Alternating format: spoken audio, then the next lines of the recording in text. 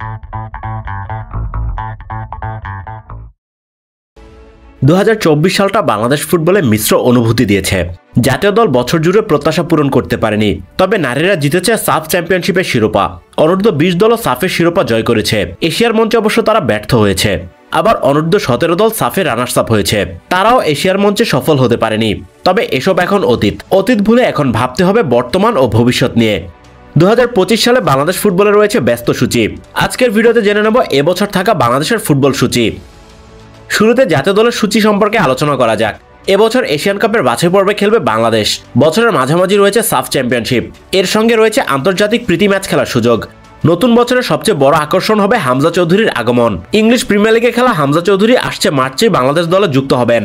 আর তখনই এশিয়ান কাপের বাছাই পর্ব শুরু করবে বাংলাদেশ। মার্চের উইন্ডোতে বাংলাদেশের প্রথম ম্যাচ ভারতের বিপক্ষে, এর আগে প্রীতি ম্যাচ খেলার সুযোগ থাকবে।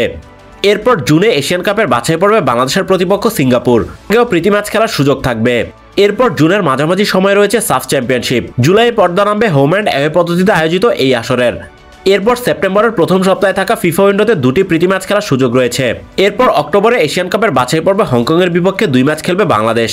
আর নভেম্বরে এশিয়ান কাপের বাছাই পর্বে ঘরের মাঠে ভারতকে মোকাবেলা করবে বাংলাদেশ। এই ম্যাচের আগেও প্রীতি ম্যাচ খেলার সুযোগ থাকবে। সবকিছু মিলে এই বছর কমপক্ষে 14টি ম্যাচ খেলতে পারবে বাংলাদেশ। তবে ম্যাচের সংখ্যা কম বেশ হতে পারে, সেক্ষেত্রে ম্যাচের সংখ্যা বাড়ার সম্ভাবনাই বেশি। তবে প্রীতি ম্যাচ আয়োজন করতে না পারলে এই সংখ্যা কমে যাবে। বয়সভিত্তিক পর্যায়ে মে মাসে রয়েছে অনূর্ধ্ব 19 সাফ চ্যাম্পিয়নশিপ। এরপর সেপ্টেম্বরে রয়েছে এএফসি অনূর্ধ্ব 23 বাছাই পর্ব। এর পরের মাসে রয়েছে অনূর্ধ্ব 17 সাফ চ্যাম্পিয়নশিপ। আর নভেম্বরে রয়েছে এএফসি অনূর্ধ্ব 17 বাছাই পর্ব। অর্থাৎ জাতীয় দলের সঙ্গে বয়সভিত্তিক দলগুলোরও ব্যস্ততা রয়েছে। এবার নারী ফুটবলের সূচির দিকে নজর দেওয়া যাক। ফেব্রুয়ারিতে ফিফা উইন্ডো থাকলেও ম্যাচ আয়োজন করতে পারেনি বাফুফে, তাই আর মাঠে নামা হচ্ছে না বাংলাদেশের। বাফুফে তাই মার্চের উইন্ডোতে ম্যাচ খেলার চেষ্টা করছে। এরপর মে মাসের শেষ সপ্তাহে রয়েছে আরও একটি ফিফা উইন্ডো। পরের মাসে অর্থাৎ জুনে নারী এশিয়ান কাপের বাছাই পর্ব রয়েছে। মে মাসে অনুষ্ঠিত হবে ড্র, তখন জানা যাবে কারা হবে বাংলাদেশের প্রতিপক্ষ। এরপর অক্টোবর ও নভেম্বরে রয়েছে দুটি ফিফা উইন্ডো, যেখানে ম্যাচ খেলার সুযোগ পাবে সাফের বর্তমান চ্যাম্পিয়নরা। বছরের মাঝামাঝি সময় থেকে নারীদের বয়সভিত্তিক দলেরও ব্যস্ততা রয়েছে। জুলাইয়ের প্রথম সপ্তাহে ঘরের মাঠে অনুষ্ঠিত হবে অনূর্ধ্ব 20 নারী সাফ চ্যাম্পিয়নশিপ। এরপর আগস্টের প্রথম সপ্তাহে এএফসি অনূর্ধ্ব 20 নারী বাছাই পর্ব রয়েছে। এরপর সেপ্টেম্বরের মাঝামাঝি রয়েছে অনূর্ধ্ব 17 নারী সাফ চ্যাম্পিয়নশিপ। আর অক্টোবরে রয়েছে এএফসি অনূর্ধ্ব 17 নারী বাছাই পর্ব। এছাড়া বছরের মাঝামাঝি পর্যন্ত চলবে ঘরোয়া ফুটবলের 2024-25 মৌসুম।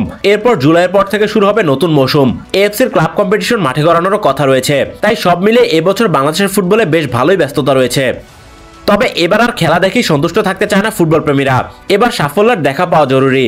তাই নতুন বছর বাংলাদেশের ফুটবলে বইবে সাফল্যের হাওয়া, এই কামনায় ফুটবল প্রেমীরা।